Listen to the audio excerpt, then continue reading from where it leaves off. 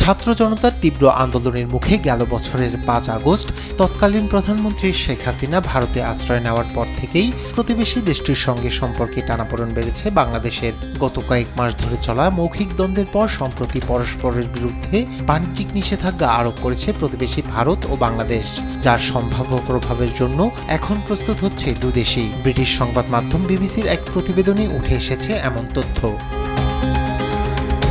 ওই প্রতিবেদনে বলা হয়, মানবতা বিরোধী অপরাধ, অর্থ পাচার ও দুর্নীতির অভিযোগের জন্য শেখ হাসিনাকে প্রত্যর্পণের দাবি করে আসছে ঢাকা। আনুষ্ঠানিকভাবে ঢাকার এ দাবির ব্যাপারে কোনো জবাব দেয়নি দিল্লি। দেশ দুটির মধ্যে যখন এ নিয়ে টানাপোড়েন চলছে, তখন উভয় দেশের ব্যবসা প্রতিষ্ঠানগুলো পণ্য পরিবহনে খরচের হিসাব কষতে শুরু করেছে। বাংলাদেশের পোশাক কারখানার জন্য সুতা খুবই গুরুত্বপূর্ণ।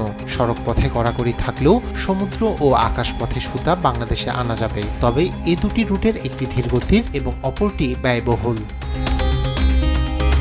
2024 সালে ভারত থেকে $1.6 বিলিয়ন সুতা আমদানি করে বাংলাদেশ, যার 1/3 আসে স্থলবন্দর দিয়ে। আগে বাংলাদেশি রপ্তানিকারকরা তাদের উচ্চমানের তৈরি পোশাক সড়কপথে ভারতীয় শহরগুলোতে পাঠাতে পারতেন, যেখান থেকে তা ইউরোপ ও যুক্তরাষ্ট্রে পাঠানো হতো।